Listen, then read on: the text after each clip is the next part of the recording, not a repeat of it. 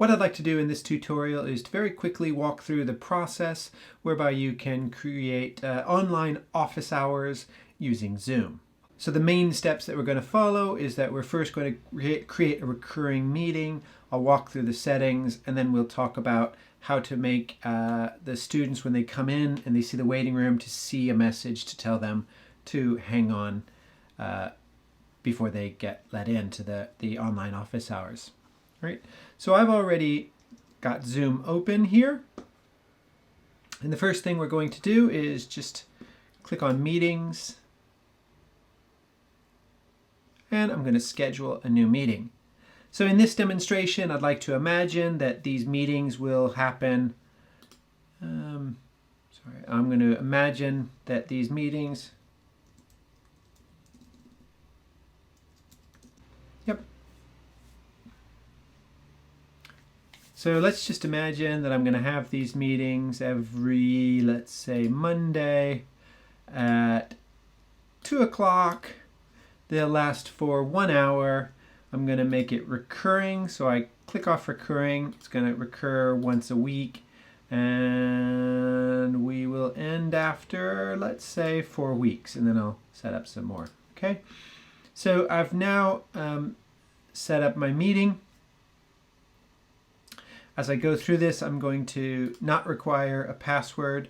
I'm also not going to require registration, but these are both things that you might want to change based on your own particular needs, and I'll write a short document to explain why.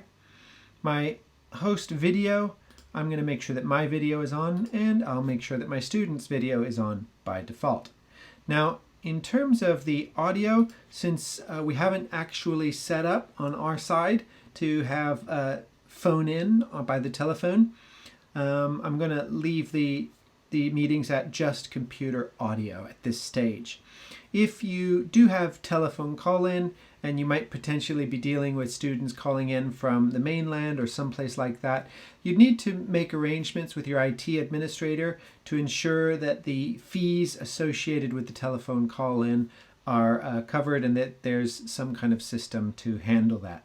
In this case, just for simplicity, I'm going to select computer audio only. And then the important thing here, if it isn't already, you should click on Enable Waiting Room. The rest of these settings under Meeting Options, I'm going to leave blank. Go ahead and I click Save. Now, once I click Save under Meetings, you can see I now have a meeting scheduled for the next 4 weeks on Monday at 2 o'clock.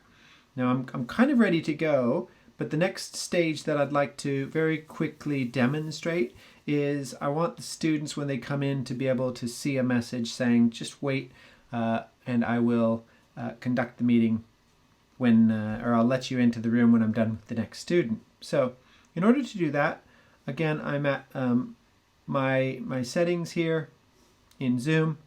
I'm going to click on Settings. And once I click on Settings, there's quite a long list that I can scroll down to. But to get there quickly, I'm going to click on In Meeting Advanced. It scrolls me all the way down to the advanced settings on the meetings. And I'm going to scroll down to Waiting Room. And I'm going to make sure that the waiting room is enabled. Now, in order to enable the waiting room, I'm also going to make sure that all the participants are enabled for the waiting room.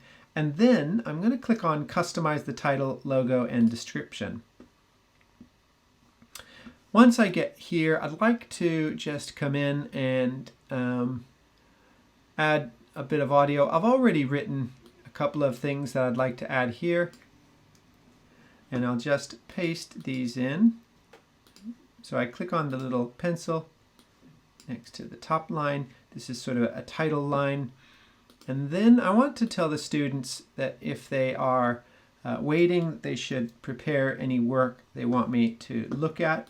So here in the waiting room description, I'm just saying, I'm meeting with another student, please wait and prepare a list of questions or any work that you would like to discuss when you get into the meeting. Now the last thing I want to do, just to make my room look a little bit fancy here, is I want to add a logo. Now I've prepared a logo here. Let me Hopefully I've got the right one.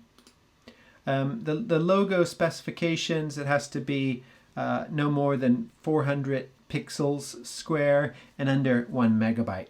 I've prepared this file beforehand, and I'm now ready to go so that when the students come in to the room, they'll see the waiting room and they'll be able to wait, and it will give them a message saying, hey, just hang out here, and also give them some instructions about what they might want to prepare.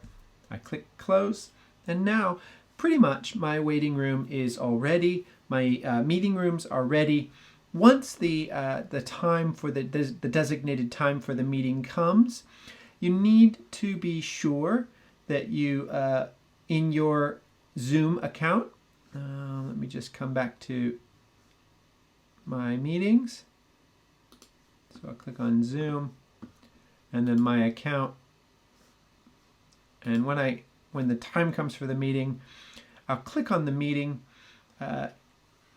Right now, I'll click on my meeting. This is just another meeting. Or I could just say I'll start the meeting, even though it's not Monday yet. I'll click on this meeting. It's going to open my Zoom app.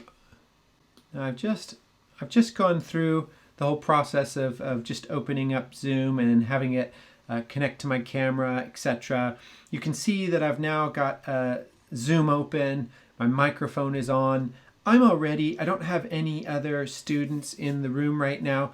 If a student comes along, it will give me a little message to pop up and say, hey, somebody is here, and then I'll be prompted to let that person in. But you do have to remember that if you don't start up Zoom and then start your meeting, that the students will arrive and you won't be there. The room will be, well, they won't even be allowed in based on the settings that I've set here. So even though I've set up the meeting, it doesn't just start by itself automatically. You need to remember at your designated office hour to start the meeting and go into the room yourself. I hope that was a pretty quick and simple process to go through. I've written the instructions, and I'll also link those on the same page where I link this video. Good luck, and I hope this works out for you.